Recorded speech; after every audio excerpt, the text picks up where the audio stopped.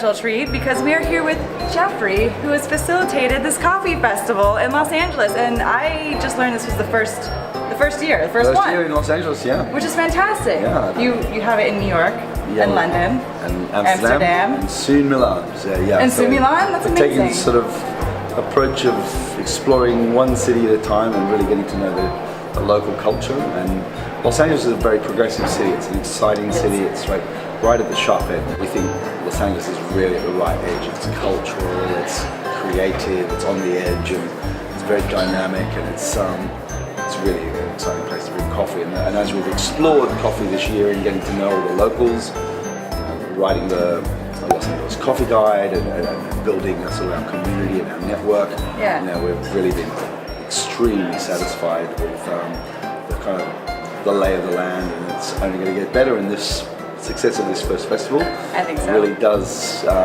demonstrate that we've chosen the right city. Throwing it back, I want to know, what was your first experience with coffee, if you can remember? I think my first experience was watching football matches at home as a young boy with my family. Yeah. And as I got to a certain age, I was able to stay up a little bit late and watch the games and drink coffee with the big people. And it was pretty basic coffee in those days. I think it was instant coffee with milk and sugar.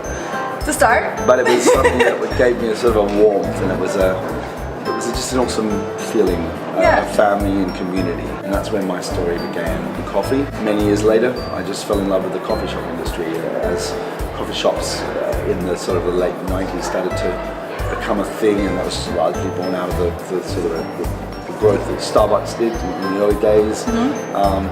Making the coffee shops the third place to hang out, and I really loved that. And I got really in tune with the culture of coffee, the community that coffee brings, and that's where it all started. And 20 years later, here we are. Wow. In Los Angeles. It's very exciting. Did you think 20 years ago that everything would be where it is now for what you've been working on? Well, 20 years ago, I left my day job as a management consultant to write a report on what I believe to be a boom coming in coffee. I don't think many people believed me.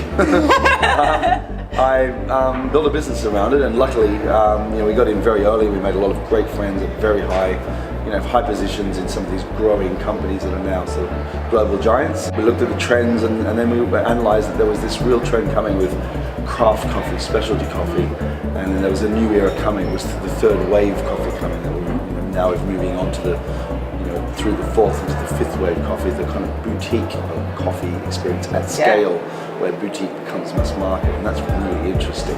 It is super interesting. And so we've watched all that, and being part of that, it's incredible to see how coffee and coffee culture is being embedded into the daily lives of consumers. I think that by you even having this festival is bringing so many people together, and it's a really, really great thing to see. What are the consistencies, I guess, that you see within each community in each country? I mean, the common ground is that coffee becomes a place where people feel safe, where they feel comfortable, and where they can engage. And the creation of a beautiful coffee shop environment is the starting point. Of course, you've got to have great coffee as well. One thing that's really nice about LA is there's some really standout shops in terms of the aesthetics. That is a real standout. We took 100 guests from around the world. We took them on a coffee tour of some of the best shops in LA, and they were just like, wow, this is really, really strong. There's a lot more space here than there are in other cities. For example, so you take London and New York, which are much more condensed cities. So Los Angeles is a bit more space and a bit more air. You've got like wonderful blue skies as well, and so indoor and outdoor spaces as well. Coffee really does find its way here in LA sort of coffee shops. There's a book that you have. You went to each and every shop, and it's hard life, isn't it? Yeah, you have to go and visit 110 Los Angeles coffee shops. Yeah, it's such an amazing guide. I think it's something that people don't know that they need. Now they do.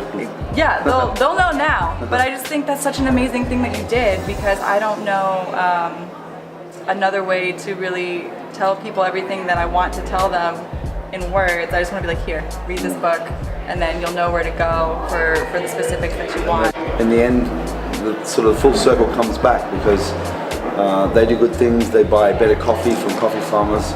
We're increasing and improving the lives of people in coffee communities, and through this festival as well, delivering clean water to people in coffee communities. So, I really love that. So spread the love, and the love will come back to you. That's right. I really like that. Last question. Yep.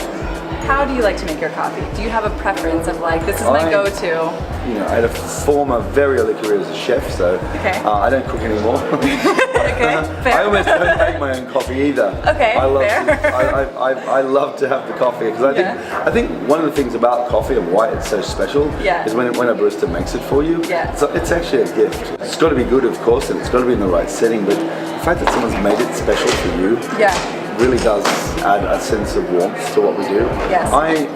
My early origins were Australian, so the flat white, a perfectly velvety flat white is my go-to drink.